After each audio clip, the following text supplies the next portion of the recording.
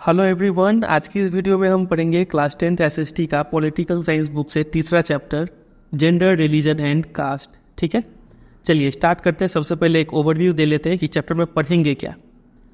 बोला है कि existence of social diversity does not threaten democracy. Social diversity मतलब क्या? डाइवर्सिटी मतलब होता है डिफरेंस। क्या क्या चीज़ का डिफरेंस एग्जिस्ट करता है सोसाइटी में? देखिए, तीन टाइप का डिफरेंस एग्जिस्ट करता है। एक तो जेंडर का डिफरेंस, एक तरफ मेल से एक तरफ फीमेल से। जेंडर का डिफरेंस, दो टाइप के लोग रहते हैं समाज में। रिलीजन का डिफरेंस, कोई हिंदू है, कोई मुस्लिम है, कोई क्रिश्चियन है, कोई बुद्धिज़्म फॉलो करता है। ठीक है, ये डिफरेंस हो गया। फिर कास्ट का भी डिफरेंस बहुत सारा है इंडिया में। ठीक है, तो बोला जा रहा है कि इतना सारा जो सोशल डिफरेंस हमें देखने को मिल रहा है, सोशल डाइवर्सिटी, इससे डेमोक्रेसी पे कोई खतरा नहीं है। ये डेमोक्रेसी के लिए हो सकता है कहीं ना कहीं क्वाइट डिजायरेबल, यानी अच्छा माना जाएगा ये। ठीक है, तो यही तीन टाइप का डिफरेंस हम पढ़ने वाले हैं इस चैप्टर में, जेंडर, रिलीजन एंड कास्ट के बारे में। समझ गए क्या पढ़ेंगे? चलिए स्टार्ट करते हैं सबसे पहले जेंडर से। टॉपिक है जेंडर एंड पॉलिटिक्स। देखते हैं पहला स्टैंजा में क्या पहला पैरा में क्या लिखा हुआ है। लिखा हुआ है कि let us begin with gender division. ठीक है, this is a form of hierarchical social division seen everywhere but is rarely recognised in the study of politics. ये जो सोशल डिवीजन है जेंडर के बेसिस पे कि एक तरफ मेल से और एक तरफ फीमेल से, ये दोनों का बीच में डिवीजन, जो अंतर है, जो समाज में देखने को मिलता है, ये हायरार्किकल है। मतलब हमेशा से मेल्स को ऊपर रखा गया है और फीमेल्स को नीचे, ऐसा हायरार्की है। समझे? और ये हर जगह, हर कंट्री में कुछ ना कुछ रूप में देखने को मिलेगा। लेकिन हमें यहाँ पे ये बात समझना पड़ेगा कि ये जो जेंडर डिवीजन है, ये कभी ना कभी हमें नेचुरल और अनचेंजेबल, हम छोटे से ऐसा ही देखते आए हैं कि मम्मी घर में काम करती है, पापा बाहर से कमा के लाते हैं। ये एक मतलब ऐसा नेचुरल हमें दिखता है कि ऐसा ही सब चलता है, इसको चेंज नहीं कर सकते। ठीक है, ऐसा हमें फील होता है। लेकिन हमें यहाँ पे ये बात समझना पड़ेगा कि ये जो जेंडर डिवीज़न है, ये बायोलॉजी पे बेस्ड नहीं है। ऐसा नहीं है कि भगवान ने इस तरीके से बना दिया कि औरत ये काम नहीं कर सकता है और मर्द ये काम नहीं कर सकता है। नेचुरल नहीं है ये, बल्कि ये बेस्ड है on social expectation and stereotype. समाज में जो एक्सपेक्टेशन बन गया है कि एक औरत यही काम कर सकती है और एक मर्द यही काम कर सकता है, और ये स्टीरियोटाइप जो बन गया है कि एक औरत है मतलब ये काम करेगी, मर्द है मतलब ये काम करेगा, इस सोशल एक्सपेक्टेशन और स्टीरियोटाइप का वजह से हमें जेंडर डिवीजन देखने को मिलता है सोसाइटी में। ठीक है, इसको थोड़ा और डिटेल में समझते हैं। देखिए, वो यहाँ पे लिखा है, बॉयज़ और गर्ल्स को छोटे से जब वो बड़े होते हैं, उनको सिखाया गया है कि बॉयज़ का काम है पैसा कमा के लाना, लड़की लोग को खाना बनाना सीख लेना चाहिए, किचन का काम करना चाहिए, ऐसा परवरिश होता है हम लोग का। और ये देखने को भी मिलता है in sexual division of labour. मतलब जो काम है वो सेक्स के बेसिस पे डिवाइड हो जाता है। सेक्सुअल डिवीजन ऑफ लेबर यहाँ पे लिखा हुआ है कि एक ऐसा सिस्टम जहाँ पे घर के अंदर का काम क्या तो वुमेन करती है, नहीं तो वुमेन उसको ऑर्गेनाइज कर लेती है नौकरों के हेल्प से, डोमेस्टिक हेल्पर का हेल्प से। मतलब घर का अंदर का जो मैटर है वो वुमेन देखेगी और बाहर का मैटर मर्द देखेगा। इसी को बोलते हैं sexual division of labour. Women do all work inside the home, जैसे cooking, cleaning, washing cloth, tailoring, looking after children, ये सब वुमेन का काम है। और मैन का काम है घर के बाहर का काम सारा देखना। इसी को बोलते हैं सेक्सुअल डिवीजन ऑफ लेबर। तो यहीं पे हमें जेंडर डिवीजन देखने को मिलता है। अब देखिए, ऐसा बात तो ये नहीं है कि जो मर्द है वो घर के अंदर का काम नहीं कर सकता है। बस ऐसा मन में एक्सपेक्टेशन ये बैठ गया है कि खाना बनाना है तो यूजुअली कौन बनाएगा? औरत बनाएगी। ठीक है, बाहर जाके कमा के लाना है तो कौन लाएगा? यूजुअली मर्द लाएगा। कई सारे काम ऐसे हैं जो घर के काम हैं, जब उस काम के लिए अगर पैसा ऑफर किया जाए तो मैन वो काम करने को रेडी होते हैं। फॉर एग्जांपल, आप बड़े बड़े होटल्स में जो कुक देखेंगे वो मैन ही रहते हैं। तो ऐसा तो नहीं कि खाना बनाने का काम सिर्फ वुमेन ही कर सकती है, मैन भी कर सकते हैं। लेकिन समाज में ऐसा बन गया है एक्सपेक्टेशन, जब पैसा मिलेगा तो ही मैन काम करेंगे। समझ गए? और ये भी नहीं है कि वुमेन घर के बाहर का काम नहीं कर सकती है। खासकर से आप अगर रूरल एरिया में देखेंगे तो गाँव सब में औरत ही है जो घर के बाहर का काम करती है। पानी लेके आना दूर से, लकड़ी लेके आना, खेतों में काम करना, ये सब तो बाहर का ही काम हुआ। तो वुमेन बाहर का काम भी कर सकती है। क्यों नहीं करती है? यूजुअली सोशल एक्सपेक्टेशन और स्टीरियोटाइप का वजह से। अर्बन एरिया में भी, शहरों में भी आप देखेंगे जो गरीब औरतें हैं वो डोमेस्टिक हेल्पर के रूप में दूसरे के घर में नौकरानी के रूप में काम करती है। तो घर से बाहर जाके कमा के आना हुआ, तो मर्द वाला काम ये कर ही रही है। ठीक है, तो but their work is not valued and does not gate recognition. यही है कि उसके काम को उतना वैल्यू नहीं दिया जाता है और उतना मतलब सामने नहीं दिखता है। ठीक है, तो ये सबका रिजल्ट क्या निकला है?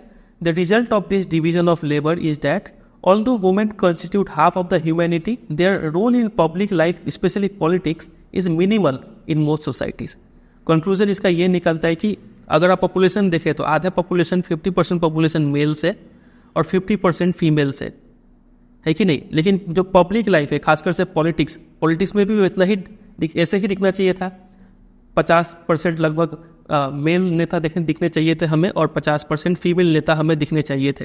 लेकिन आप अगर पॉलिटिक्स फॉलो करते हैं, न्यूज़ में भी सुनेंगे, तो ज़्यादातर लीडर्स आपको देखने को मिलेंगे मेल से, फीमेल्स नहीं है। तो वही है कि घर का बाहर का काम फीमेल नहीं करती है जनरली, समझ गए। तो इस सब का सेक्सुअल डिवीजन ऑफ लेबर का वजह से वुमेन का जो रोल है पॉलिटिक्स में वो बहुत ही कम है ज़्यादातर सोसाइटीज़ में। तो फिर आगे देखिए, पहले क्या होता था, सिर्फ मेन को अलाउ था पार्टिसिपेट करने के लिए इन पब्लिक अफेयर्स, वोट करना, पब्लिक ऑफिस के में जाना, ठीक है, ये सब काम सिर्फ मेन को अलाउ था। धीरे धीरे ग्रेजुअली जेंडर इशू को उठाया गया पॉलिटिक्स में। वर्ल्ड के अलग अलग पार्ट में जो वुमेन थे उन्होंने एजिटेशन स्टार्ट किया, ठीक है, इक्वल हक के लिए लड़ना स्टार्ट किया। उन्होंने मांगा कि वोटिंग राइट्स वुमेन को मिलना चाहिए, ठीक है।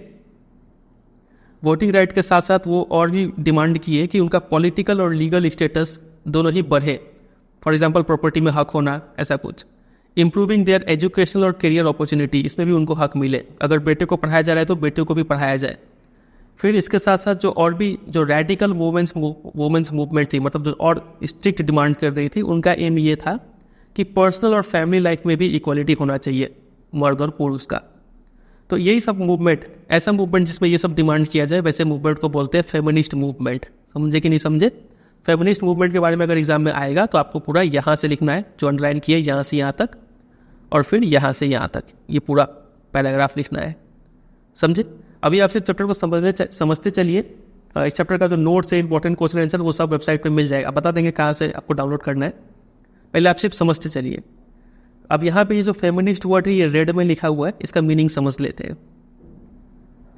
फेमिनिस्ट का मतलब होता है एक ऐसा इंसान, भले ही वो पुरुष भी हो सकता है, महिला भी हो सकती है, एक ऐसा इंसान जिसका सोच इस तरीके का हो, वो बिलीव करता हो equal rights and equal opportunity for main and women. वो दोनों में अगर बराबरी का बात करता है तो वो इंसान फेमिनिस्ट है, ठीक है। चलिए अब देखिए इसका इम्पैक्ट क्या पड़ा, इतना सारा एजिटेशन करने का, मूवमेंट करने का इम्पैक्ट क्या पड़ा। तो इम्पैक्ट ये पड़ा कि it help to improve women's role in public life.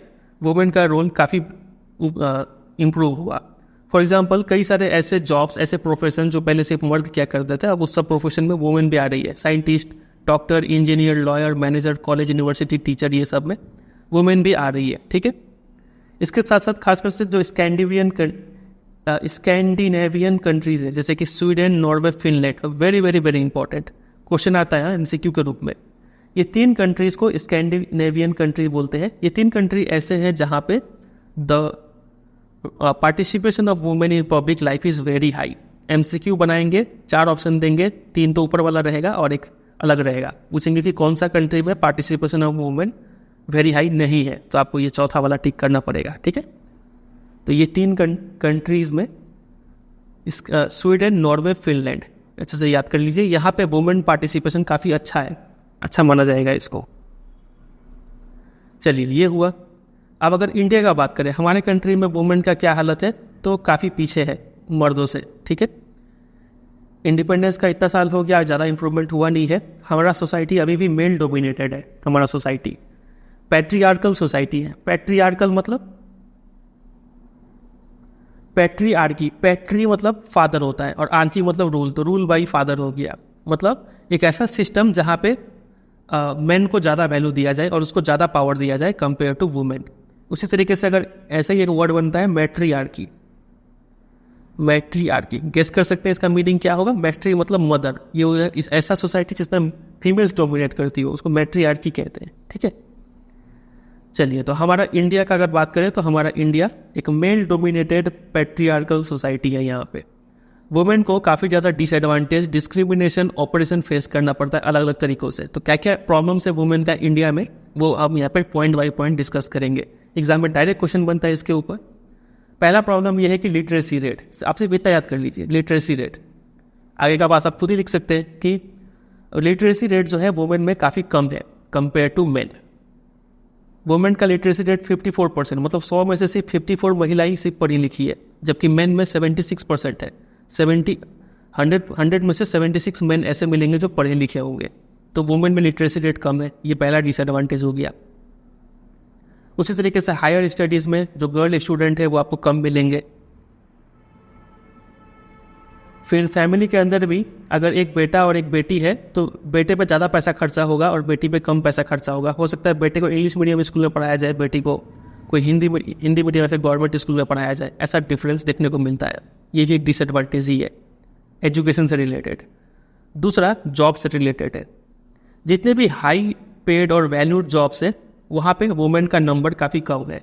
जाहिर सा बात है, वुमेन ज़्यादा पढ़ी लिखी नहीं है, तो इन सब जॉब में तो उनका नंबर भी कम होगा, वही यहाँ पे लिखा है। The proportion of women in highly paid and valued jobs is very small, ठीक है। और ऐसा नहीं है कि ये वुमेन कम काम करती है, and average Indian women works 1 hour more than the average man, फिर भी इनका मतलब उनका नंबर्स काफ़ी कम है। अगला पॉइंट है सैलरी, वेजेस के बारे में, रेम्यूनरेशन के बारे में। सैलरी काम करके जो पैसा मिलता है वो पैसा भी इनको कम मिलता है। एक एक्ट है इक्वल रेम्यूनरेशन एक्ट 1976। ये एक्ट बोलता है कि इक्वल वर्क के लिए इक्वल वेजेस पे किया जाना चाहिए। अगर दो इंसान बराबर काम कर रहा है तो दोनों को बराबर वेज मिलेगा। लेकिन ज़्यादातर एरियाज़ में ये देखने को मिला है, स्पोर्ट्स, सिनेमा से लेकर हर फील्ड में, कि वुमेन को कम पे किया जाता है मेन से, जबकि दोनों काम सेम ही करते हैं, कम पे किया जाता है। तो ये भी एक डिसएडवांटेज हो गया। अगला पॉइंट है सेक्स रेशियो के बारे में। इंडिया में तो ये पहले से चला आ रहा है कि हमेशा बॉयज़ को प्रेफरेंस दिया जाता है। सेक्स सेलेक्टिव अबॉर्शन होते हैं। पता चल गया कि अगर वोंग में, गर्भ में अगर कोई लड़की है तो उसको उसी में मार दिया जाता है। इस वजह से लड़कियों का नंबर काफ़ी कम रहा है। लड़कियों का नंबर मतलब सेक्स रेशियो, इसको बोलते हैं child sex ratio. Number of girl पर 1000 बॉयज़, 1000 लड़कों के लिए कितनी लड़कियाँ अवेलेबल है, ये होता है सेक्स रेशियो। अगर 990 है तो काफ़ी अच्छा नंबर है। अगर ये 1000 में से अगर 900 हो गया तो लड़कियों का नंबर तो कम जाएगा ना। 1000 लड़कों के लिए आइडियली क्या होना चाहिए, 1000 लड़कियां होना चाहिए, लेकिन ये नंबर कम हुआ या फिर बहुत ज़्यादा हो गया तो प्रॉब्लम है सोसाइटी के लिए। तो इंडिया में low sex, decline in child sex ratio, ये प्रॉब्लम रहा है। सिर्फ एवरेज अगर बात करें तो इंडिया का सेक्स रेशियो कितना है, 919, जो कि काफ़ी कम है।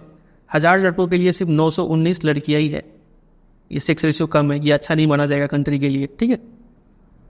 इस मैप में दिखाया हुआ है स्टेट वाइज डिस्ट्रीब्यूशन। जो स्टेट पिंक में है वहाँ पे सेक्स रेशियो है 951 एंड अबव, मतलब हर 1000 लड़कों के लिए 950 से ज़्यादा लड़कियाँ अवेलेबल है। तो अच्छा सेक्स रेशियो ये माना जाएगा। तो हम तो रहते हैं वेस्ट बंगाल में, तो मेरा स्टेट तो ठीक है, आप अपना देख लीजिएगा। ग्रीन वाले में थोड़ा कम है, जैसे कि बिहार, झारखंड, उड़ीसा, ये सब में थोड़ा कम है। ये ऑरेंज वाले में और भी कम, ये सब उत्तर प्रदेश, हिमाचल प्रदेश, मध्य प्रदेश, यहाँ पे कम है। और ये थोड़ा इसमें और भी कम, और येलो वाले तो और भी बहुत ही कम है वहाँ पे। जैसे जम्मू कश्मीर, पंजाब, हरियाणा, यहाँ पे सेक्स रेशियो कम है, अच्छा नहीं है ये, ठीक है। चलिए, ये हो गया। अगला प्रॉब्लम है वुमेन्स का। ये there are reports of various kinds of harassment, exploitation and violence against women. Women के खिलाफ ये सब होते रहता है। ऐसा नहीं कि घर के बाहर ही सिर्फ हैरेसमेंट होता है, घर के अंदर भी वुमेन को हैरेस किया जाता है, डोमेस्टिक वायलेंस होता है, वो घर में पीटा जाता है, ठीक है। ये सब प्रॉब्लम है वुमेन का। तो कितना पॉइंट अभी तक हम पढ़ लिए, एक बार रिकैप कर लेते हैं। पहला पॉइंट था लिटरेसी रेट का, ये हो गया पहला। फिर दूसरा हमने देखा हाई पेड जॉब्स में इनका नंबर कम है। तीसरा इक्वल वेज नहीं मिलता है। चौथा सेक्स रेशियो कम है। और पांचवा हमने देखा कि इनको काफ़ी हैरेस किया जाता है, डोमेस्टिक वायलेंस भी होता है इनके साथ। तो ये 5 पॉइंट का मतलब आप तैयार कर लीजिएगा क्या क्या डिसएडवांटेज है वुमेन का। अगला इस पर टॉपिक है वुमेन्स पॉलिटिकल रिप्रेजेंटेशन। ये देखते हैं क्या लिखा हुआ है। All this is well known. ऊपर जो हमने 5 प्रॉब्लम पढ़ा ना, तो ऐसा नहीं कि ये सबको पता है कि वुमेन को ये प्रॉब्लम फेस करना पड़ रहा है, लेकिन इसके बावजूद भी कोई वुमेन का कंडीशन अभी तक इतना नहीं सुधरा है। इस वजह से जो भी फेमिनिस्ट थे और वुमेन्स मूवमेंट थे, इन लोगों ने ये कंक्लूजन पे आए ये लोग कि जब तक वुमेन को पावर नहीं मिलेगा ना, तब तक वुमेन का हालत नहीं सुधर सकता है। तो इनको पावर देने का एक तरीका ये है कि इनको जो भी इलेक्टेड रिप्रेजेंटेटिव्स है, जैसे कि हमारा पार्लियामेंट, लोकसभा, राज्यसभा, जहाँ पे हम नेता चुन के भेजते हैं, वहाँ पे वुमेन्स का नंबर ज़्यादा हो, ठीक है। वुमेन्स का नंबर वहाँ पर ज़्यादा होता, वुमेन को ऑटोमेटिक पावर मिल जाएगा। तो in India the proportion of women in legislature, Lok Sabha Rajya Sabha, has been very low. Parliament में भी वुमेन का रिप्रेजेंटेशन बहुत कम है दूसरे कंट्रीज़ के मुकाबले। In this respect India is among the bottom group of Nations in the world. अगर पूरा वर्ल्ड का बात करें तो देखिए नॉर्डिक कंट्रीज़ यहाँ पे 42% मतलब वुमेन का रिप्रेजेंटेशन है इन नेशनल पार्लियामेंट। इंडिया में तो बहुत ही कम है, सिर्फ 11.8%, लगभग 12% वुमेन का रिप्रेजेंटेशन है इंडिया में पार्लियामेंट में। जबकि ये होना क्या चाहिए था, अप्रॉक्स कम से कम 50% तो रहे, 50% मेल रहे, 50% फीमेल रहे पार्लियामेंट में, जो कि है सिर्फ 11.8%, बहुत कम। अमेरिका में लगभग ठीक ठाक है, यूरोप में। अब ये देख सकते हैं कि जो अफ्रीकन कंट्रीज़ का भी एवरेज इंडिया से अच्छा है, जो कि ये काफ़ी कमज़ोर मतलब गरीब देश है, फिर भी अच्छा है इंडिया से इस मामले में, वुमेन रिप्रेजेंटेशन के मामले में। अगर पूरा वर्ल्ड का एवरेज का बात करें तो वो 24 है, तो इंडिया वर्ल्ड एवरेज से भी कम है वुमेन रिप्रेजेंटेशन के मामले में। ठीक है, वही यहाँ पे लिखा हुआ है। तो इसको सॉल्व करने का एक तरीका है। अच्छा, आगे भी यहाँ पे कुछ कुछ बात लिखा है। वो यहाँ पे लिखा है कि India is behind the average for several developing country of Africa, Latin America, ये सब पुअर कंट्रीज़ है, उससे भी इंडिया का एवरेज खराब है। ठीक है, यहाँ तक कि ऐसा स्टेट इंडिया में जहाँ पे वुमेन कई बार चीफ मिनिस्टर है, जैसे कि वेस्ट बंगाल ममता बनर्जी है चीफ मिनिस्टर, तो यहाँ पे जो कैबिनेट होता है, जो मिनिस्टर्स होते हैं, वो भी लार्जली मेल ही होते हैं, ऐसा देखने को मिला है। प्राइम मिनिस्टर भी अगर हमारे कंट्री में फीमेल बन जाए तो जो कैबिनेट और मिनिस्टर्स रहेंगे ज़्यादातर आपको मेल्स ही देखने को मिलेंगे, ऐसा कुछ है, क्योंकि वुमेन का रिप्रेजेंटेशन ही नहीं है उतना। बहुत सारा रीज़न हो सकता है, पढ़ी लिखी नहीं है, इंटरेस्ट नहीं है, ऐसा कुछ सोशल एक्सपेक्टेशन नहीं है, स्टीरियोटाइप है कि घर में रहना है, ऐसा कुछ। तो इस प्रॉब्लम का सॉल्यूशन क्या निकाला जा सकता है? सॉल्यूशन ये निकाला जा सकता है कि आप इसको लीगली बाइंडिंग कर दीजिए। लीगली ये फिक्स कर दीजिए कि एक वुमेन का इतना % फिक्स रहेगा किसी भी पार्लियामेंट में। ऐसा किया गया था पंचायती राज में, जो इंडिया का लोकल गवर्नमेंट बॉडी है, जैसे कि पंचायत और म्यूनसिपलिटी, यहाँ पे ये फिक्स कर दिया गया है कि जितना भी सीट है उसका 1/3 सीट वुमेन से आपको भरना पड़ेगा। वुमेन के लिए रिजर्व है, इसमें सिर्फ वुमेन कैंडिडेट ही आ सकती है। तो यहाँ पे काफ़ी अच्छा इंप्रूवमेंट देखने को मिला वुमेन रिप्रेजेंटेशन के मामले में। तो वैसा ही कुछ सेंट्रल लेवल, पूरे इंडिया लेवल पे भी करना चाहिए। पार्लियामेंट में कई सारे डिकेड से, बहुत सालों से एक बिल पड़ा हुआ था ये प्रपोजल के मामले में कि वुमेन को भी पार्लियामेंट में एक सीट रिजर्व देना चाहिए।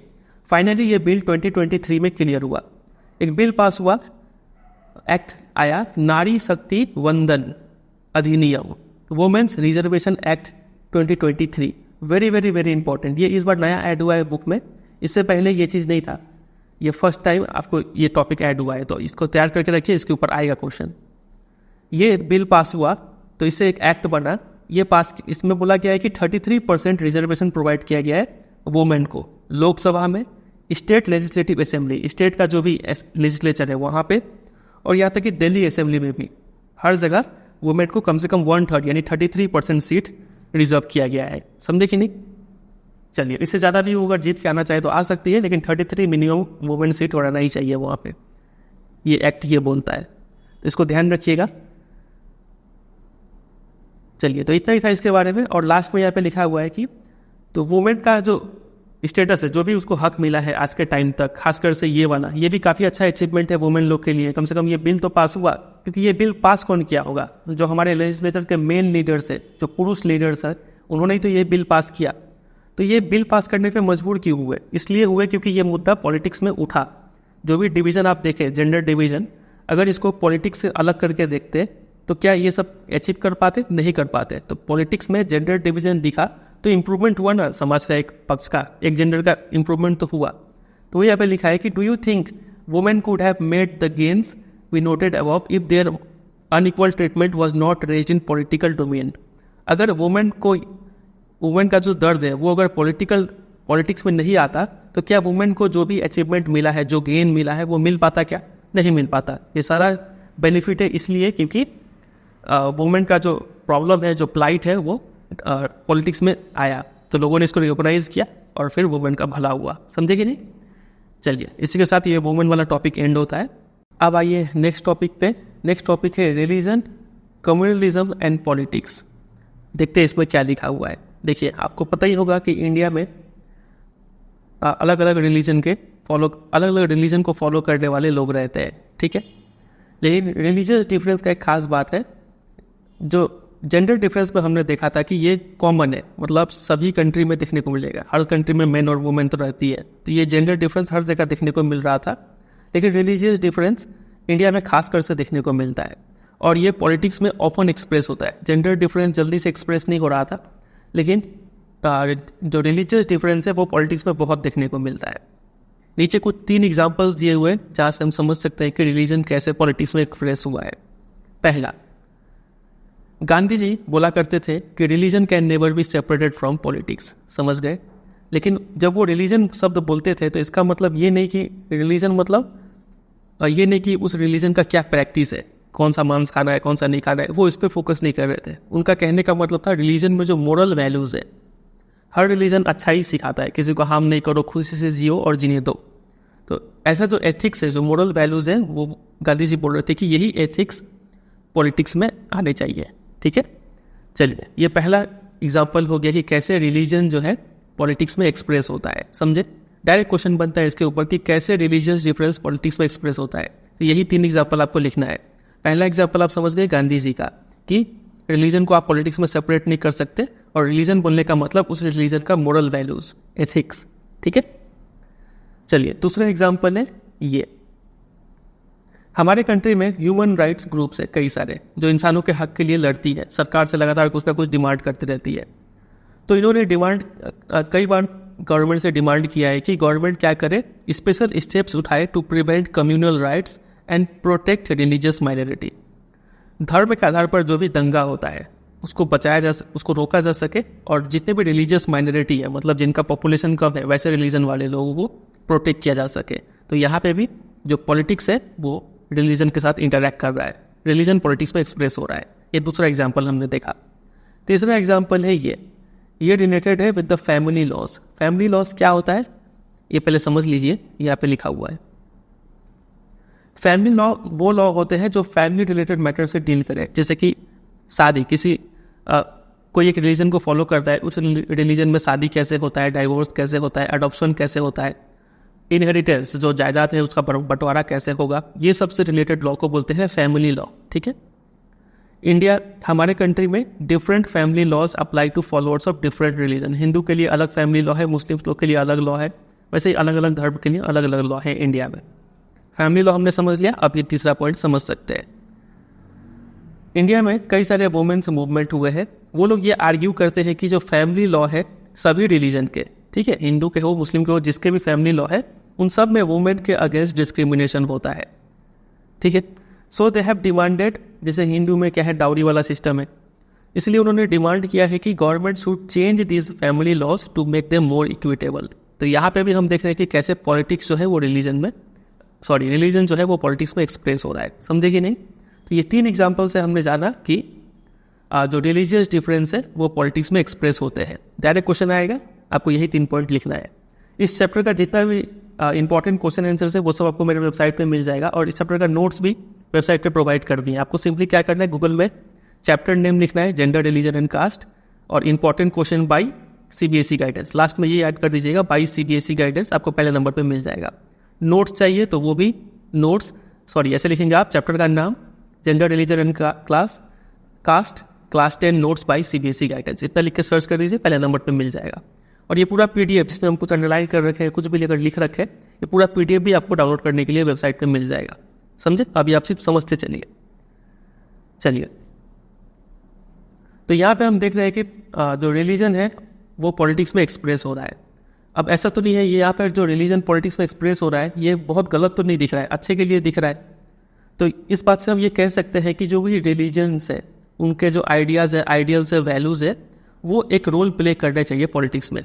मतलब रिलीजन जो है वो पॉलिटिक्स में एक्सप्रेस हो रहा है, ये एक अच्छा चीज़ है, पॉजिटिव चीज़ है।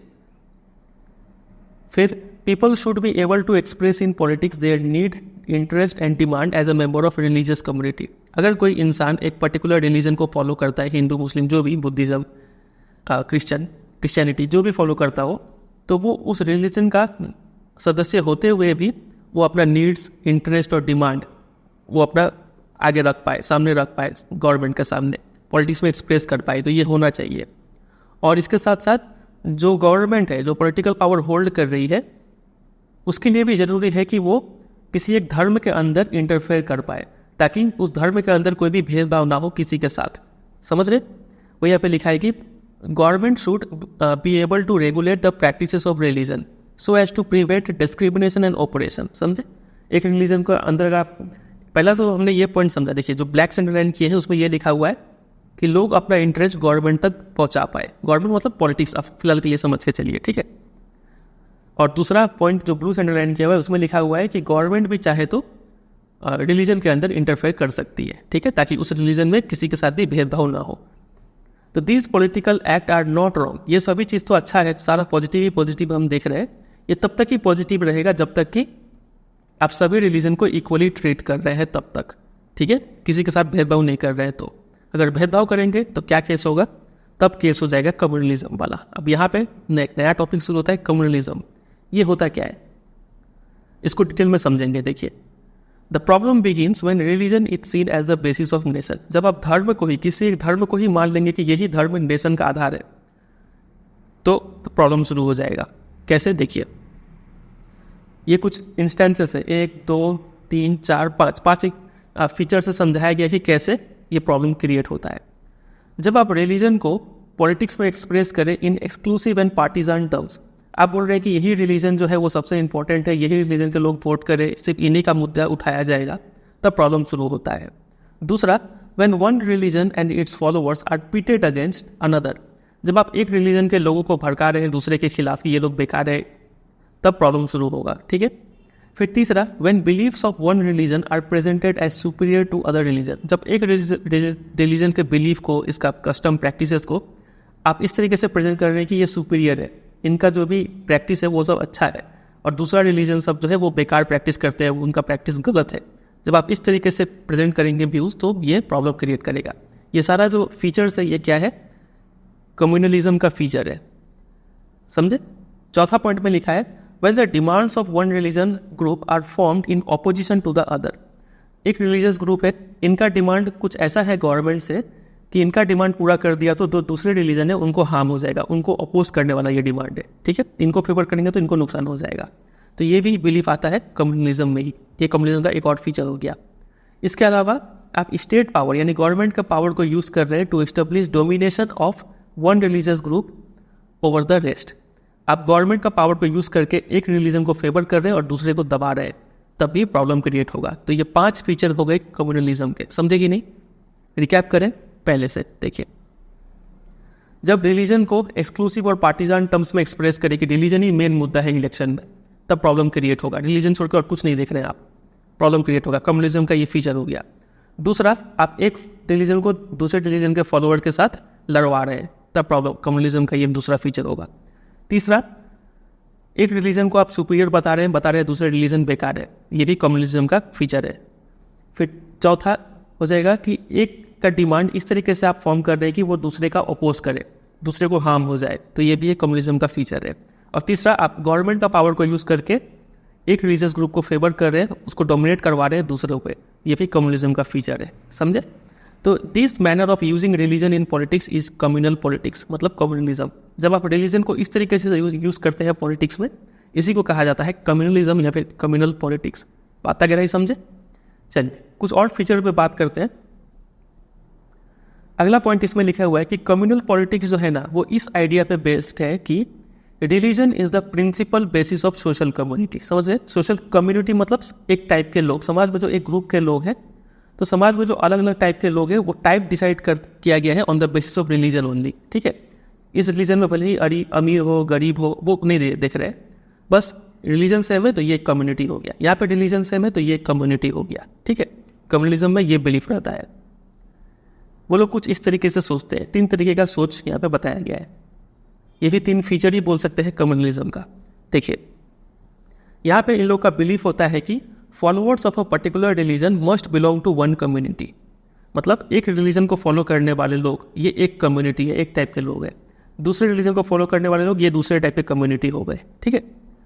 अब एक कम्युनिटी फॉर्म होने से क्या क्या मतलब निकलता है, अब वो देखिए। ये कम्युनिटी हो गया, ये दूसरा कम्युनिटी हो गया, ठीक है। अब देखिए बोला जा रहा है कि एक कम्युनिटी के लोग का जो इंटरेस्ट होता है वो सेम होता है।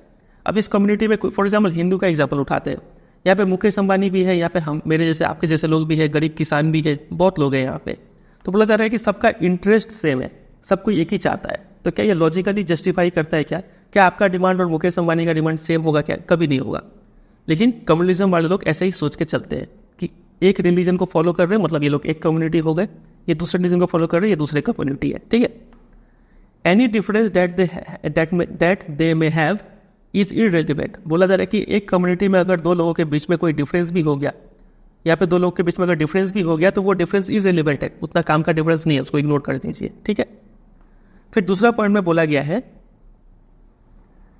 कि different religions, people who follow different religions can not belong to the same community. ये एक कम्युनिटी हो गया, मतलब ये एक रिलीजन वाले लोग हो गए, ये दूसरे रिलीजन, ये दूसरे धर्म वाले लोग हो गए, ये एक कम्युनिटी है, ये कम्युनिटी है। तो दूसरा पॉइंट बोलता है कि यहाँ के लोग और यहाँ के लोग मिलके कोई एक कम्युनिटी नहीं बना सकते। ये हमेशा से अलग कम्युनिटी रहेगा, ये हमेशा से अलग कम्युनिटी रहेगा। इनका इंटरेस्ट और डिमांड अलग रहेगा, इनका इंटरेस्ट डिमांड अलग रहेगा, ठीक है। ये दूसरा पॉइंट बोला जा रहा है।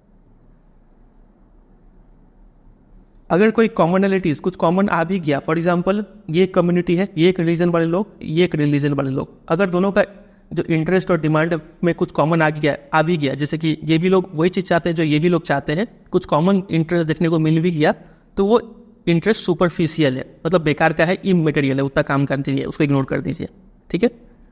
और तीसरा फीचर ये है कि different religions can not live as equal citizen. ये लोग ये मानते हैं, कम्युनलिज्म को फॉलो करने वाले लोग ये मानते हैं कि अलग अलग धर्म के लोग एक साथ एक जगह पे बराबर होकर नहीं रह सकते हैं, एक को दूसरे के ऊपर डोमिनेट करना ही पड़ेगा।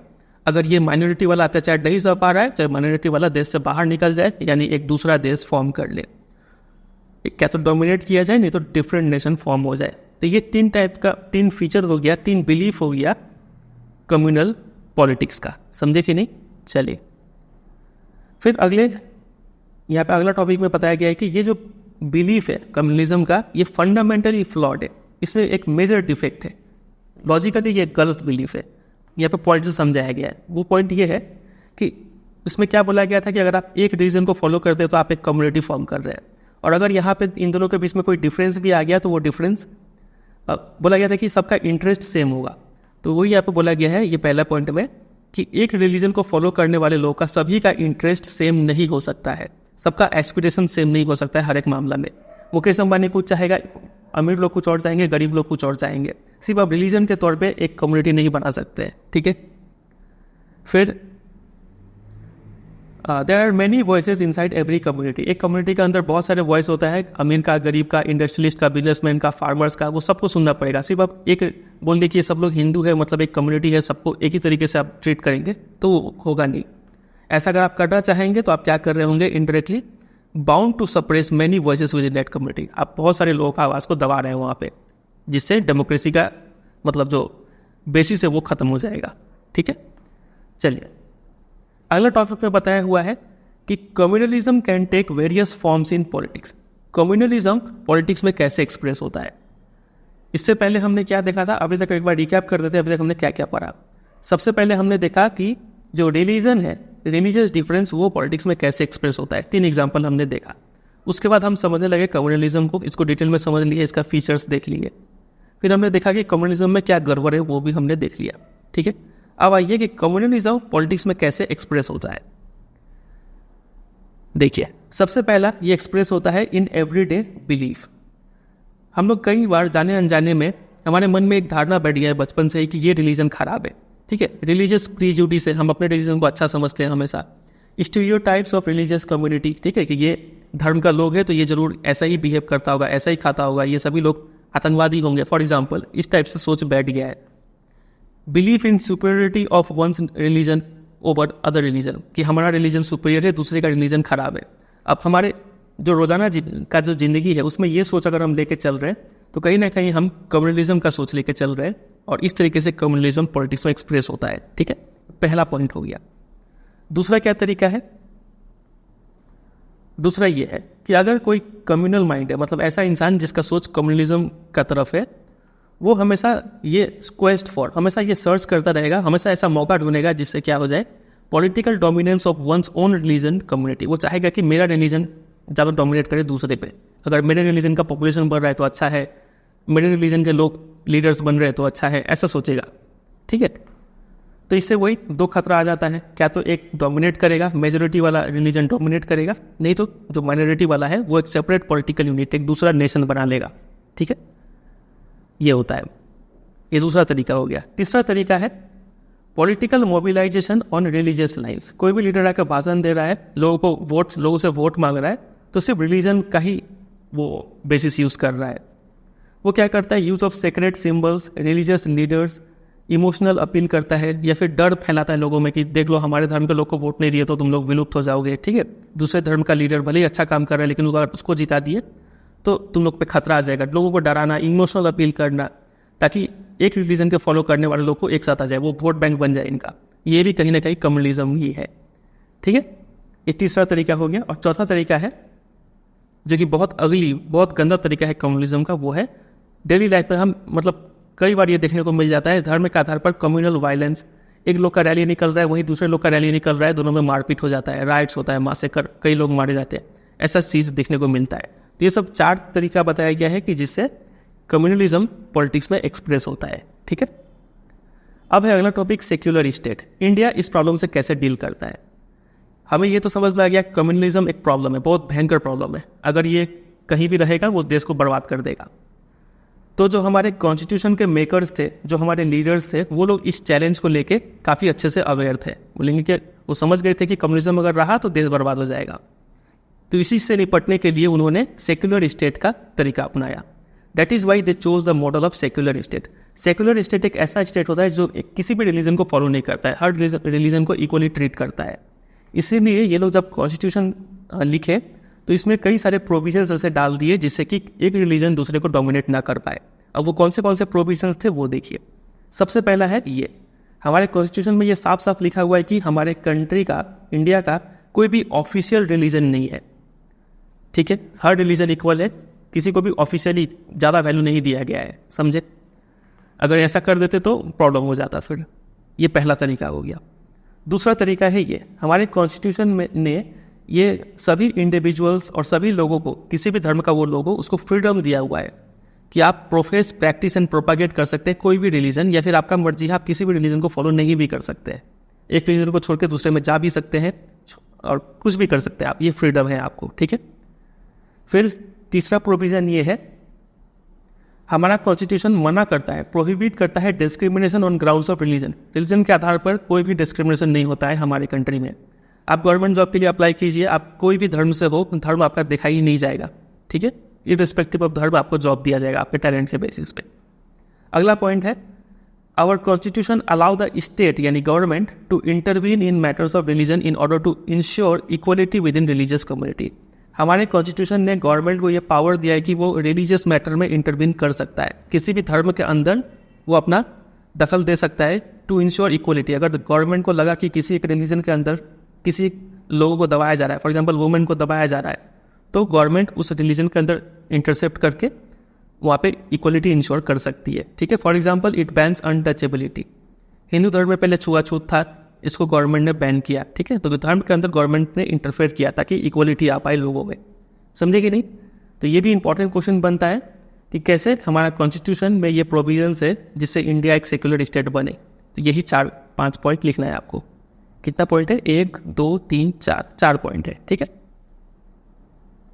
लास्ट में कंक्लूजन यहाँ पे दिया हुआ है कि secularism is not just an ideology of some party और person, this idea constitute one of the foundation of our country. हमारे कंट्री का आधार ही है सेक्युलरिज्म। अगर हमारा कंट्री इतना प्रोग्रेस कर रहा है, अभी तक इतना शांति से हम लोग जी पा रहे हैं, वो जस्ट बिकॉज ऑफ सेक्युलरिज्म, यही कॉन्सेप्ट का वजह से। ऊपर जो हमने पढ़ा था कम्युनलिज्म, ये हम देखे थे कि ये तो खतरा तो है ही। ये खतरा सिर्फ कुछ लोगों के लिए नहीं है, पूरा इंडिया के लिए है। Very idea of India, communalism अगर इंडिया में रहेगा पूरा इंडिया बर्बाद हो जाएगा। इसीलिए कम्युनलिज्म को कॉम्बैट करना बहुत ज़रूरी है। A secular constitution like ours, हमारा जो कॉन्स्टिट्यूशन है वो काफ़ी सेक्युलर है, ये नेसेसरी है किसी भी कंट्री को कम्युनलिज्म से बचाने के लिए। लेकिन सिर्फ इसी से काम नहीं चलेगा, सफिशिएंट कंडीशन नहीं है। कॉन्स्टिट्यूशन के साथ साथ क्या होना पड़ेगा, जो एवरीडे लाइफ है, हमारा जो रोजाना ज़िंदगी है, उसमें जो भी हम भेदभाव लेकर रखे हैं, जो भी प्रोपेगेंडा चल रहा है, किसी एक रिलीजन को दूसरे के खिलाफ भड़काना, ये सबको काउंटर करना पड़ेगा, रोकना पड़ेगा, तभी जाके हम सही मायने में एक सेकुलर स्टेट बन पाएंगे। कॉन्स्टिट्यूशन में जो ऊपर दिया हुआ है 4-5 प्रोविजंस, वो सब तो है ही, वो सब तो जरूरी है, लेकिन उसके साथ साथ लोगों का पार्टिसिपेशन, लोगों के अंदर ये सोच चेंज होना पड़ेगा कि कोई भी रिलीजन बेकार नहीं है, ऐसा सोच डेवलप होगा, तभी इंडिया सही पीसफुली सेकुलरिज्म फॉलो कर पाएगा। समझे? अब है तीसरा सोशल डिवीजन, जो कि है कास्ट एंड पॉलिटिक्स। चलिए इसको स्टार्ट करते हैं। सबसे पहला पॉइंट इसमें लिखा हुआ है कि अभी तक हमने दो सोशल डिवीजन पढ़ लिया है, एक था जेंडर और दूसरा था रिलीजन। हमने देखा था जेंडर का पॉलिटिक्स में एक्सप्रेस होना काफ़ी पॉजिटिव इम्पैक्ट दे रहा था, वन लार्जली पॉजिटिव था, और दूसरा वाला तो था रिलीजन, ये अगर पॉलिटिक्स में ज़्यादा एक्सप्रेस हो जाता था तो ये थोड़ा इसका इम्पैक्ट ज़्यादा ही नेगेटिव पड़ जाता था। कम्युनलिज्म का केस हमने देखा, ठीक है। अब जो तीसरा वाला है कास्ट, जेंडर, रिलीजन और कास्ट, ये तीसरा वाला जो कास्ट एंड पॉलिटिक्स है, इसका इफेक्ट, इसका दोनों ही पॉजिटिव और नेगेटिव दोनों ही एस्पेक्ट है। डिटेल में समझेंगे क्या होता है।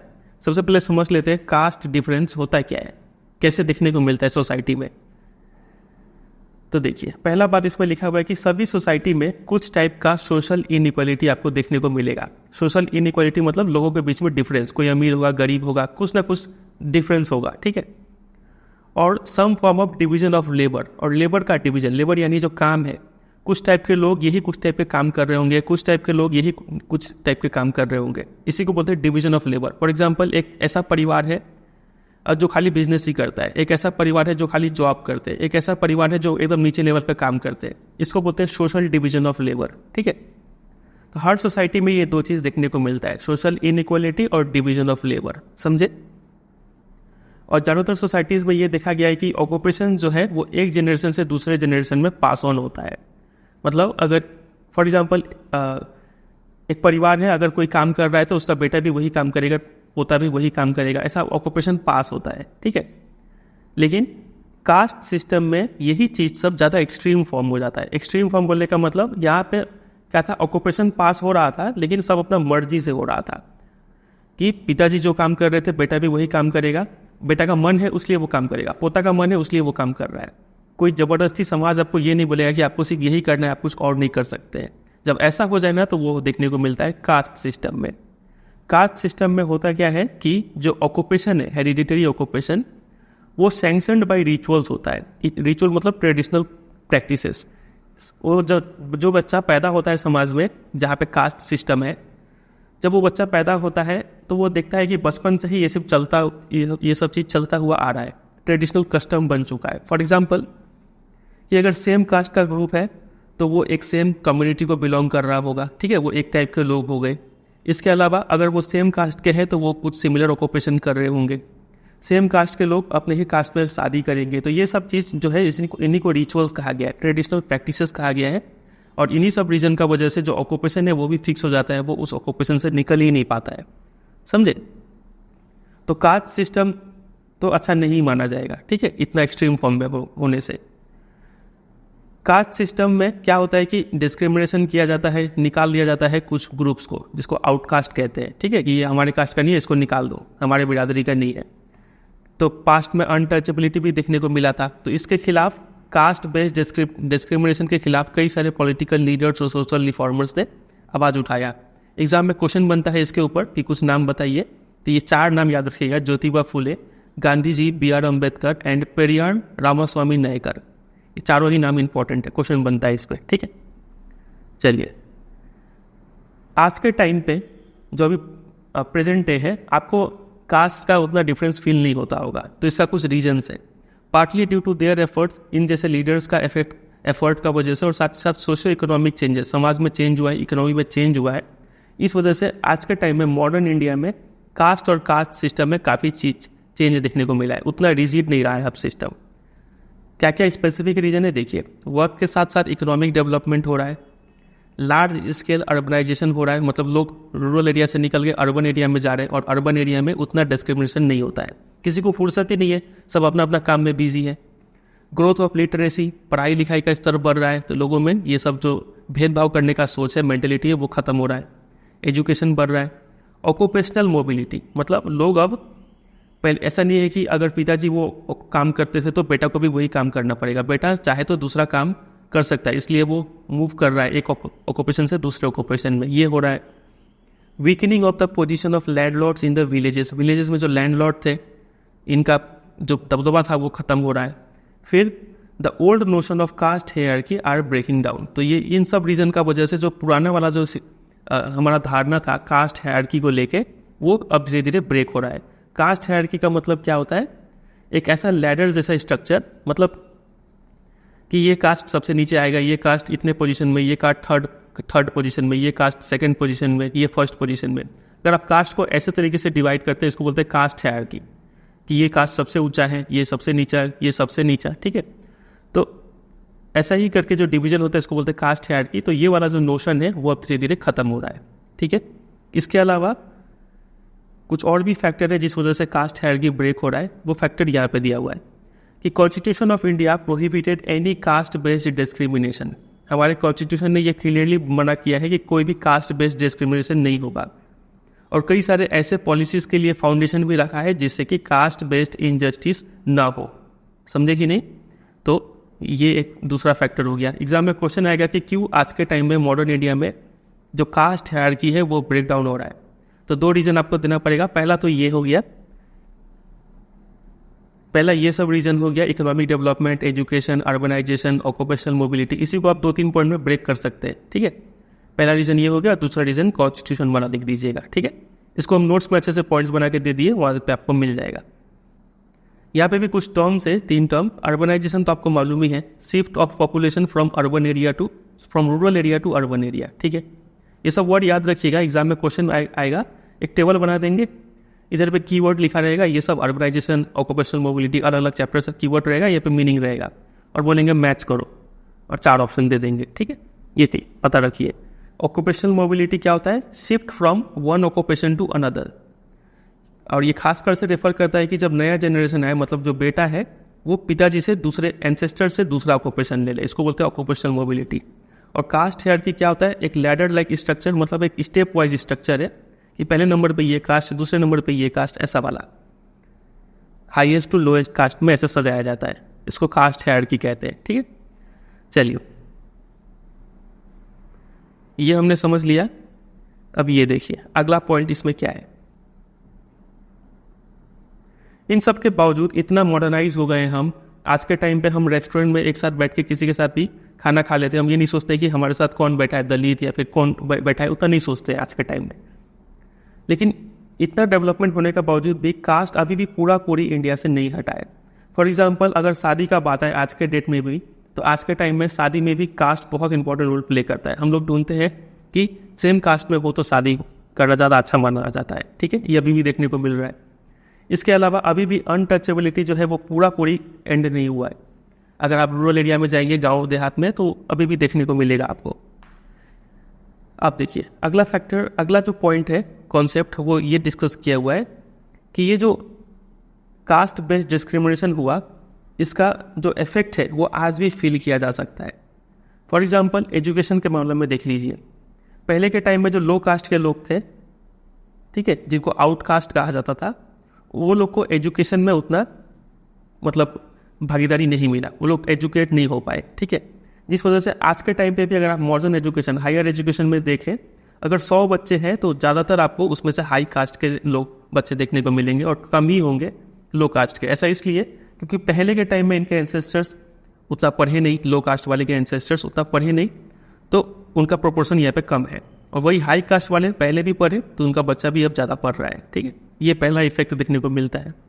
इसके अलावा आज के टाइम पे अगर आप अपर मिडिल क्लास का बात करें, अर्बन मिडिल क्लास, जो ठीक ठाक पैसा वाले लोग हैं, तो उसमें आप देखेंगे ज़्यादा परसेंटेज किसका होगा, हाई कास्ट वाले, अपर कास्ट वाले लोगों का ही होगा। कुछ कम ही है लो कास्ट के लोग जो मिडिल क्लास कैटेगरी में आते हैं।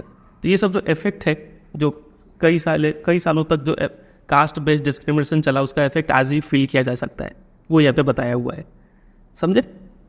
फिर यहाँ पे बोला गया बॉक्स देख लीजिए, तो 2 बॉक्स है, एक ये ऊपर वाला और दूसरा नीचे वाला। पहले ऊपर वाला को समझ लेते हैं, काम का ही बात इसमें सिर्फ बताएंगे, ज़्यादा ज्ञान का जरूरत नहीं है यहाँ पे। हेडिंग क्या था इसका? Social and religious diversity in of India. India में अलग अलग रिलीजन के लोग रहते हैं, उसको यहाँ पे एक पाई चार्ट में दिखाया हुआ है। हिंदू सबसे ज़्यादा परसेंटेज में है, उसके बाद मुस्लिम है, उसके बाद क्रिश्चियन, सिख और फिर अदर्स रिलीजन का यहाँ पर परसेंटेज दिखाया हुआ है। काम का बात यह है आपके लिए कि सिंस इंडिपेंडेंस, आज़ादी के बाद से हमारा जो टोटल पॉपुलेशन है हर एक कम्युनिटी का, हर एक रिलीजन वाले लोगों का, वो सब्सटेंशियली बढ़ा है। ठीक है, सबका पॉपुलेशन बढ़ा है। लेकिन अगर आप परसेंटेज टर्म्स में बात करेंगे तो परसेंटेज टर्म्स में ज़्यादा चेंज नहीं आया है। मतलब अगर आज़ादी के टाइम में लगभग 80% हिंदू थे तो अभी भी 80% हिंदू है, आपको देखने को मिलेंगे टोटल पॉपुलेशन का। वैसे ही मुस्लिम का भी, वैसे ही सिख का भी, बुद्धिस्ट का भी। कई बार ये कॉमन हम लोग का दिमाग में एक मिसकॉन्सेप्शन है कि मुस्लिम का पॉपुलेशन बढ़ रहा है और आगे चल के मुस्लिम का पॉपुलेशन इतना हो जाएगा कि इंडिया एक मुस्लिम कंट्री बन जाएगा। ये एक मिसकॉन्सेप्शन चलता है, तो ये धारणा आप अपने दिमाग से निकाल दीजिए, क्योंकि इसके लिए एक्सपर्ट ने एस्टिमेट्स किया था under done for prime minister high level committee, ये बना था और इसमें एस्टिमेट किया गया और पता चला कि अगले आने वाले 50 सालों में जो मुस्लिम का पॉपुलेशन है वो सिर्फ 3 से 4% बढ़ेगा। तो ये जो धारणा है कि मुस्लिम लोग ओवरटेक कर लेंगे इंडिया को, ये सब एकदम बेकार का धारणा है। तो पॉपुलेशन बैलेंस है वो हमेशा बहुत ज़्यादा चेंज नहीं होगा, वो सेम ही रहेगा ओवरऑल टर्म्स में। ठीक है, ये पहला चीज़ आपको पता होना चाहिए। दूसरा, कास्ट के बारे में बताया हुआ है। Schedule caste, schedule tribe, SC ST आपने बहुत बार सुना होगा। इसका मीनिंग क्या है? इसका मीनिंग आप समझ लीजिए। जो पहले के टाइम में हिंदू सोशल ऑर्डर में जो जिनको आउटकास्ट कहा जाता था कि ये बाहर के दूसरे बिरादरी के लोग हैं, आउटकास्ट, उन्हीं को शेड्यूल कास्ट कहा जाता है। ठीक है, और शेड्यूल ट्राइब में वो लोग आते हैं, वो आदिवासी आते हैं जो समाज से सेक्लूडेड, अलग रहते थे, सेक्लूडेड लाइफ जीते थे, यूजुअली हिल्स और फॉरेस्ट में छिप कर रहते थे, उनको आदिवासी कहते थे। तो उसी को शेड्यूल ट्राइब कहते हैं। ठीक है, चलिए इतना ही था यहाँ पे, काम का और कुछ है नहीं, बस समझ के छोड़ दीजिए, कुछ याद करने लायक है।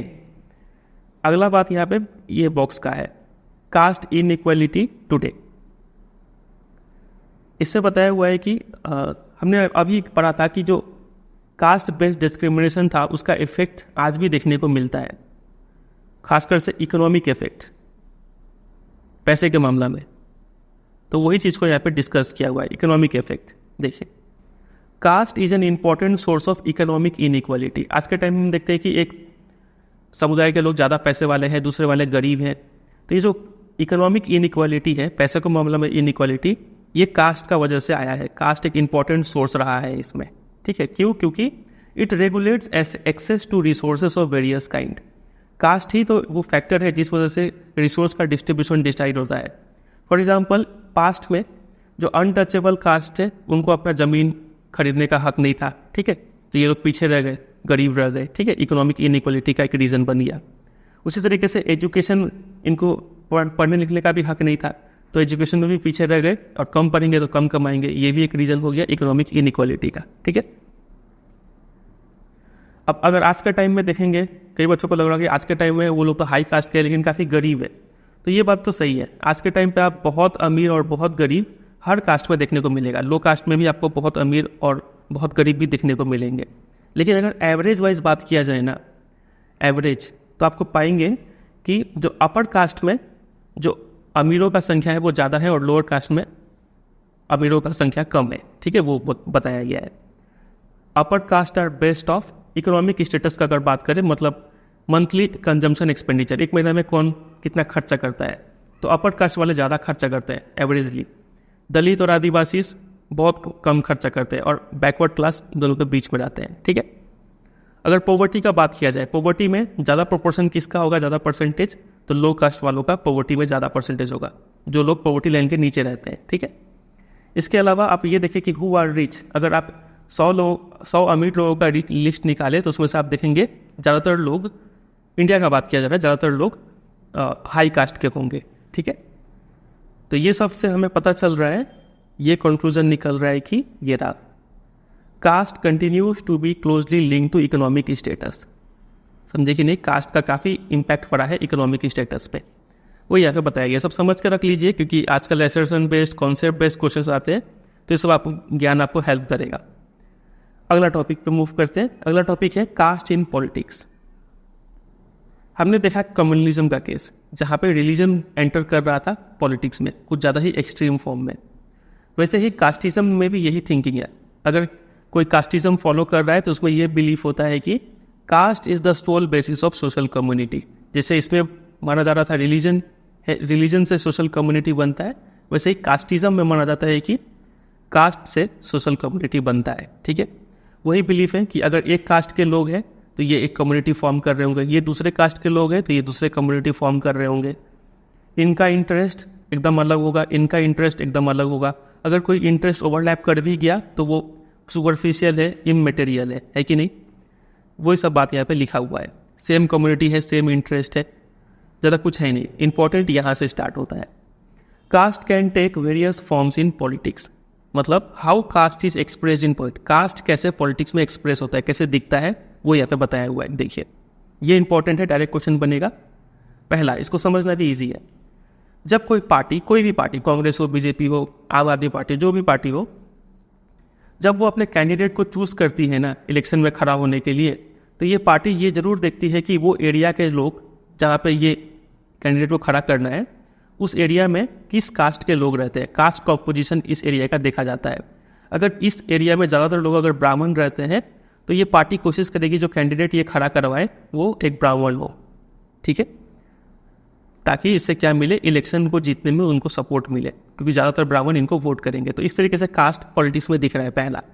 दूसरा, या पहले इन्होंने पॉइंट नहीं बनाया लेकिन ये दूसरा पॉइंट माना जाएगा, मान सकते हैं आप इसको, कि गवर्नमेंट्स जब बनता है, ठीक है, बहुत सारे, एक पार्टी से बहुत सारा लोग जीत के आ गया, अब सरकार बनाने का टाइम हुआ है, किसको कौन सा मिनिस्ट्री दिया जाएगा। तो पॉलिटिकल पार्टी ये जरूर देखती है कि अलग अलग कास्ट के लोग उनके कैबिनेट में, मिनिस्टर्स में है कि नहीं। ठीक है, ये चीज़ देखा जाता है। तो इस यहाँ पे भी देख रहे हैं कि कैसे कास्ट एक्सप्रेस हो रहा है पॉलिटिक्स में।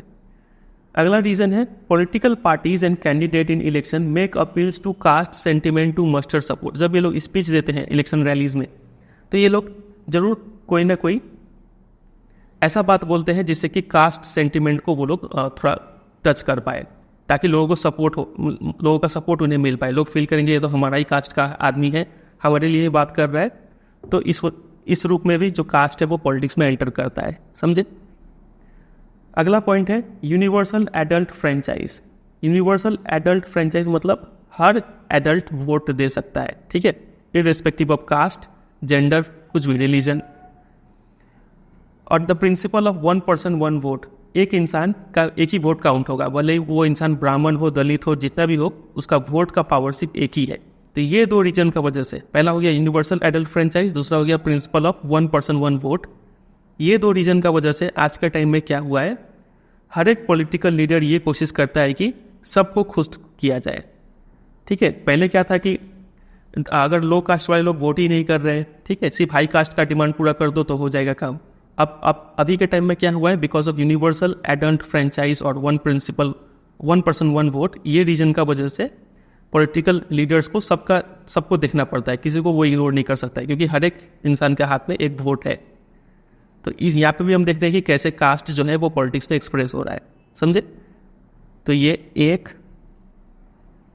2 3 यहाँ पे पॉइंट दिया हुआ है, ये तीनों पॉइंट आप याद रखिएगा। एग्जाम में डायरेक्ट क्वेश्चन आएगा ये वाला, तो यही आंसर लिखना है, कैसे कास्ट एक्सप्रेस होता है पॉलिटिक्स में। अब ये सब देख के आपको ये फील आ सकता है कि ये जो इलेक्शन है ना, इलेक्शन वो सिर्फ कास्ट का ही आसपास घूम रहा है। इलेक्शन मतलब कास्ट, इलेक्शन में सिर्फ कास्ट का बात होगा, ये आपके दिमाग में ये ऐसा इंप्रेशन बन सकता है, लेकिन ऐसा बात नहीं है। इलेक्शन कास्ट को छोड़ के भी बहुत चीज़ है।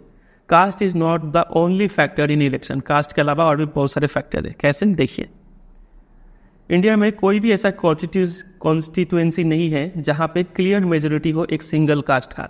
फॉर एग्जाम्पल कॉन्स्टिट्यूंसी समझते हैं ना, वो एरिया जहाँ से एक कैंडिडेट खड़ा होता है, फिर दूसरा एरिया यहाँ पे एक कैंडिडेट खड़ा हो गया, फिर एक और एरिया यहाँ पे एक और कैंडिडेट खड़ा हो गया। तो ऐसा कोई भी कॉन्स्टिट्यूएंसी नहीं है जहाँ पे सिर्फ एक ही कास्ट के लोग रहते हो। हर एक कॉन्स्टिट्यूंसी में अलग अलग कास्ट के लोग आपको देखने को मिलेंगे यहाँ पे। तो ये कैंडिडेट को अगर इलेक्शन जीतना है तो सब कास्ट को खुश करना पड़ेगा, और सब कास्ट को खुश करना है तो इसको कास्ट के बारे में बात नहीं करना पड़ेगा, डेवलपमेंट के बारे में बात करना पड़ेगा, क्या क्या फैसिलिटी, क्या क्या पॉलिसीज लेके आएगा वो बात करना पड़ेगा। तो इस बात से साबित होता है कि इलेक्शन में सिर्फ कास्ट ही एक फैक्टर नहीं है, और भी चीज़ पे ध्यान देना पड़ेगा। ठीक है। दूसरा, no party wins the vote of all the voters of a caste और कम्युनिटी। कोई भी ऐसा पार्टी नहीं है, फॉर एग्जाम्पल ये मान लीजिए एक दलित को उतार दिया, तो ऐसा नहीं है कि ये इस कॉन्स्टिट्यूंसी में जितने भी दलित हैं सारा दलित का वोट इसी को चला जाएगा, ऐसा नहीं होता है। ये दलित किसी और को भी वोट देते हैं। तो इससे भी साबित होता है कि किसी और को वोट दे रहे हैं, मतलब ये कास्ट तो नहीं देख रहे हैं, ठीक है, कुछ और फैक्टर डेवलपमेंट देख के वोट कर रहे होंगे। फिर अगला पॉइंट है ये कि some voters have more than one candidate from their caste while many voters have no candidate from their caste. Many political parties में put up candidate from the same caste. बोला गया कि अगर ये कॉन्स्टिट्यूएंसी है, इस पर मान लीजिए कि दलित लोग बहुत ज़्यादा परसेंटेज में हैं यहाँ पे, ठीक है, तो एक कैंडिडेट, फॉर एग्जांपल बीजेपी जो पॉलिटिकल पार्टी है, उन्होंने एक कैंडिडेट खड़ा कर दिया दलित, कांग्रेस ने भी एक दलित को ही खड़ा कर दिया, आम आदमी पार्टी ने भी दलित को ही खड़ा कर दिया, ठीक है। अब यहाँ के लोग किसको वोट करेंगे? सिर्फ कास्ट देख के वोट करें तो किसको करें? ये भी दलित है, ये भी दलित है, ये भी दलित है, तो सिर्फ कास्ट से तो डिसाइड नहीं होगा, ठीक है कि नहीं। लोग को अगर वोट करना है तो वो चुनेगा इसमें से कौन सबसे अच्छा काम करता है, ट्रैक रिकॉर्ड क्या है, ठीक है, वो देख के वोट करते हैं। तो इससे भी साबित होता है कि इलेक्शन में सिर्फ कास्ट ही एक फैक्टर नहीं है। फिर कई बार ये भी देखने को मिलता है कि कोई एक एमएलए या फिर एमपी इलेक्शंस हार जाते हैं, तो अगर ये सिर्फ कास्ट के बेसिस पे चूज किए गए होते तो क्यों ये इलेक्शन हारे? अगले इलेक्शन में भी इसी को जीतना चाहिए था, कास्ट तो चेंज नहीं हुआ इसका। तो चूंकि इलेक्शन हार गया, इससे समझ में आता है कि इसने अच्छा काम नहीं किया होगा, कास्ट उतना इंपॉर्टेंट रोल प्ले नहीं किया, ठीक है। तो लोग वोट, तो ये 4 पॉइंट याद रखिएगा जिससे ये साबित होता है कि election is not all about cast. ये 4 पॉइंट, ठीक है। फिर तो आपके मन में आ रहा होगा कि लोग क्या देख के वोट करते हैं? तो लोग देखते हैं, वोटर्स का जो अटैचमेंट है, कई बार देखा जाता है पॉलिटिकल पार्टी से काफ़ी ज़्यादा वो अटैच है। तो वो पार्टी का जो भी कैंडिडेट उतरेगा, हिंदू हो, मुस्लिम हो, कोई भी कास्ट का हो, कोई भी रिलीजन का हो, वो पार्टी देखते हैं और वोट करते हैं, ये देखने को मिला है। फिर कई बार लोग ये भी जज करते हैं, ये भी एसेस करते हैं कि वो गवर्नमेंट कैसा परफॉर्म कर रही है, परफॉर्मेंस देख के वोट करते हैं। लीडर्स का पॉपुलैरिटी रेटिंग देखते हैं कि कौन लीडर आया है, कितना पॉपुलर है वो, ठीक है, ये सब देख के वोट करते हैं। अब अगला पॉइंट है पॉलिटिक्स इन कास्ट। अभी तक हम देख रहे थे कास्ट इन पॉलिटिक्स, हमने देखा कि पॉलिटिक्स में कैसे कास्ट एक्सप्रेस हो रहा था। अब देखेंगे कि पॉलिटिक्स कैसे कास्ट में इंटरफेयर करता है।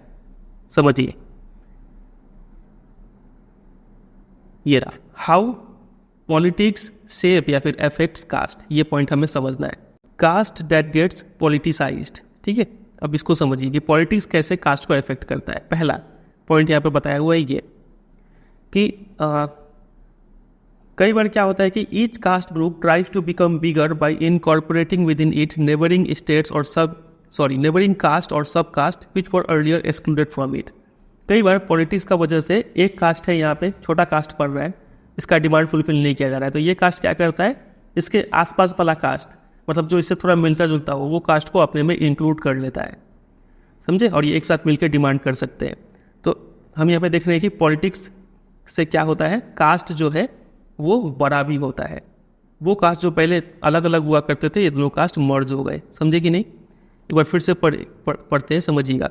Each caste group tries to become bigger, वो कास्ट ग्रुप बड़ा होता है कैसे, by incorporating within it, अपने में मिला लेता है नेबरिंग कास्ट को या फिर सब कास्ट को, ठीक है, जो कि पहले अलग हुआ करते थे। ये पहला हमने देखा कि कैसे पॉलिटिक्स कास्ट पे एंटर कर रहा है, समझे। दूसरा, कास्ट पे क्या इफेक्ट पड़ रहा है वो देखिए खाली। अब various caste group are required to enter into a coalition with other caste and thus enter into dialogue and negotiation. एक कास्ट ग्रुप है यहाँ पे, एक दूसरा कास्ट ग्रुप है यहाँ पे, और अगर सही से रन करना है गवर्नमेंट को तो क्या करना पड़ता है, दोनों कास्ट ग्रुप को मिलाना पड़ता है, दोनों का हल्का हल्का डिमांड फुलफिल करना पड़ता है, मतलब दोनों एक साथ नेगोशिएट, डायलॉग करके, बातचीत करके देश को चलाते हैं, ठीक है। ये दूसरा तरीका हो गया कि कैसे जो पॉलिटिक्स है वो कास्ट को इन्फ्लुएंस कर रहा है। तीसरा, new kinds of caste group have come up in the political arena like backward and forward caste group. कई बार इतने सारे कास्ट ग्रुप होते हैं कि जो पॉलिटिशियन लोग हैं वो लोग कंफ्यूज हो जाते हैं किसके बारे में बात करें, किसको खुश करें, तो वो लोग ये दो टर्म निकाल देते हैं, backward and forward caste. Backward caste पता नहीं कौन कौन आ जाएंगे उसमें, फॉरवर्ड कास्ट में फिर पता नहीं कौन कौन आ जाएंगे। तो इस तरीके से कई बार नया नया कास्ट भी बना देते हैं ये लोग पॉलिटिक्स, ठीक है। तो ये 3 तरीका यहाँ पे बताया हुआ है कि कैसे पॉलिटिक्स इफेक्ट करता है या फिर शेप करता है कास्ट को। डायरेक्ट क्वेश्चन बनेगा, यही 3 पॉइंट से समझाना है। ये सारा चीज़ आपको नोट्स इंपॉर्टेंट क्वेश्चन आंसर में मिलेगा, अभी सिर्फ समझते चलिए। तो लास्ट पे यहाँ पे कंक्लूजन लिखा हुआ है कि हमने देखा था 3 टाइप का डिवीजन हमने पढ़ा, जेंडर, रिलीजन और कास्ट। जेंडर का मेजर इम्पैक्ट पॉजिटिव ही रहा, रिलीजन का मेजर इम्पैक्ट नेगेटिव था, लेकिन कास्ट का पॉजिटिव इम्पैक्ट भी पड़ रहा है और नेगेटिव इम्पैक्ट भी पड़ रहा है। तो पॉजिटिव इम्पैक्ट यहाँ पे लिखा हुआ है, नेगेटिव यहाँ पे। पहला लिखा हुआ है कि expression of caste difference in politics gives many disadvantage community the space to demand their share of power. देखिए, जैसे ही ये कास्ट पॉलिटिक्स में एंटर किया ना, तो इस कास्ट में कई सारे डिसएडवांटेज कम्युनिटी थे, लो कास्ट वाले लोग थे। तो ये लोग को मौका मिल गया कि ये लोग भी अपना जो शेयर है पावर में वो ले पाए, ठीक है, अपना डिमांड सामने रख पाए, अपना भला कर पाए। ये पहला पॉजिटिव इम्पैक्ट देखने मिला। इसके अलावा कई सारे पॉलिटिकल नॉन पॉलिटिकल ऑर्गेनाइजेशन ये लोग डिमांड करते आ रहे हैं और कर भी रहे हैं कि जो भी डिस्क्रिमिनेशन है कास्ट के खिलाफ वो बंद हो जाए, इनको ज़्यादा इज्जत, ज़्यादा लैंड, रिसोर्स, अपॉर्चुनिटी सब दिया जाए, ठीक है। तो ये भी एक पॉजिटिव इम्पैक्ट पड़ा है कास्ट पे। अगला नेगेटिव इम्पैक्ट अगर बात करें, अगर आप पॉलिटिक्स करेंगे सिर्फ कास्ट के बेसिस पे, तो ये हेल्दी नहीं माना जाएगा डेमोक्रेसी के लिए। आपको पॉलिटिक्स करना है तो कुछ और भी फैक्टर्स को ध्यान में रखना पड़ेगा, जैसे पॉवर्टी, डेवलपमेंट, करप्शन, ये सब चीज़ को मान के इलेक्शन में वोट करना पड़ेगा, ठीक है। In some cases caste division leads to tension, conflict and even violence. कभी कभी कास्ट इतना ज़्यादा बढ़ जाता, कास्ट का इन्फ्लुएंस पॉलिटिक्स में इतना बढ़ जाता है कि आपको टेंशन, कॉन्फ्लिक्ट, वायलेंस तक देखने को मिलेगा, ठीक है। ये नेगेटिव इम्पैक्ट हो गया। इसी के साथ ये चैप्टर एंड होता है। एक बार कुछ क्वेश्चंस कर लिए, आपका कॉन्फिडेंस बढ़ेगा। 7, 8, 9 खुद से ट्राई कीजिए वीडियो पॉज करके। देखिए क्या लिखा हुआ है कि when we speak of gender division we usually refer to. Gender division का मतलब क्या है? Biological difference? नहीं। Unequal roles assigned by the society to men and women, ये होगा जेंडर डिवीजन, कि दोनों को अनइक्वल रोल्स दिया हुआ है। दूसरा, in India seats are reserve for women in. Seat कहाँ पे रिजर्व है? तो अभी जो लेटेस्ट जो वुमेन रिजर्वेशन बिल आया है, एक्ट आया है, उसमें तो सभी में रिजर्वेशन दिया हुआ है, लोकसभा, स्टेट लेजिस्लेटिव असेंबली, लेकिन अभी वो इम्प्लीमेंट नहीं हुआ है, यह याद रखिएगा। बोला गया कि जब नेक्स्ट सेंसस होगा उसके आधार पर वो इम्प्लीमेंट होगा। तो अभी के लिए फिलहाल रिजर्वेशन किस में है? सिर्फ पंचायती राज बॉडीज में 1/3 रिजर्वेशन, ठीक है। 9, consider the following statement on the meaning of communal politics. Communal politics is based on the belief that, communalism में क्या क्या बिलीफ होता है? एक रिलीजन सुपीरियर है दूसरे से, people belonging to different religion can live together happily, नहीं, ये बिलीफ नहीं है। Followers of a particular religion constitute one community, हाँ। State power can not be used to establish domination, can be used, ये भी गलत है। तो ए और सी राइट आंसर होगा, ए और सी यानी ऑप्शन नंबर सी। समझ गए कि नहीं? काफ़ी इजी था ये। नंबर 10 ट्राई कीजिए। Which of the following statements about Indian constitution is wrong, कौन सा गलत है? It prohibit discrimination on grounds of religion, ये तो सही है। It gives official status to one religion, हमारे कंट्री का कोई ऑफिशियल रिलीजन नहीं है, हम लोग सेक्युलर कंट्री है, ये रॉन्ग स्टेटमेंट है, ऑप्शन नंबर बी राइट होगा। Social division based on dash are peculiar to India, हमने 3 डिवीजन पढ़ा, एक तो समझ में आ गया जेंडर, रिलीजन और कास्ट, तीनों में से कोई एक आंसर होगा यहाँ पे। तो जेंडर डिवीजन सब पूरा ऑल ओवर वर्ल्ड है, मेल फीमेल हर जगह है, तो ये तो नहीं होगा यहाँ पे। बोला कि इंडिया में खासकर से कौन सा देखने को मिलता है? रिलीजन का डिफरेंस भी ज़्यादातर कंट्री में आपको देखने को मिलेगा, लेकिन कास्ट का कुछ ज़्यादा ही डिफरेंस इंडिया में है, तो यहाँ पे हो जाएगा कास्ट। और एक और क्वेश्चन होगा, हाँ ये वही आपको बता रहे थे, यहाँ पे कीवर्ड दिया हुआ है और यहाँ पे उसका डेफिनेशन से मैच करना है। करते हैं। अ person who believes in equal rights and opportunity for main and women, तो इसका तो हो गया फेमिनिस्ट, बी का 1, तो यहाँ पे ये ऑप्शन और ये ऑप्शन तो छट गया, ठीक है। ए और बी में से कोई आंसर होगा। A person who says that religion is the principal basis of community, religion तो कम्युनिज्म का बिलीफ है, ए हो जाएगा, ए 2 का ए, यानी option number B right answer है। ये दोनों भी देख लीजिए। A person who thinks that caste is the principal basis of community, तो कास्ट का कास्टिस्ट हो गया 3। Who does not discriminate on the basis of religion, तो सेकुलर है वो 4, ये हो जाएगा आंसर, ठीक है। चलिए इसी के साथ एक पूरा चैप्टर एंड होता है। आपको मिलेगा 3 चीज़। पहला, इंपॉर्टेंट क्वेश्चन आंसर्स। आपको सिंपली गूगल में सर्च करना है gender, religion and caste important question by CBSE guidance. Last में ये जरूर ऐड कीजिएगा तो पहले नंबर पे आ जाएगा।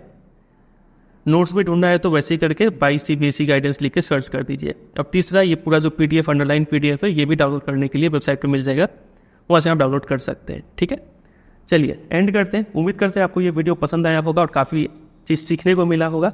वीडियो अच्छा लगा तो 3 काम कर दीजिए, वीडियो को लाइक, दोस्तों के साथ शेयर, और अगर आप चैनल पर नए हैं तो इसको सब्सक्राइब भी कर लीजिए। मिलते हैं बहुत जल्द किसी और वीडियो में, तब तक के लिए bye bye and take care.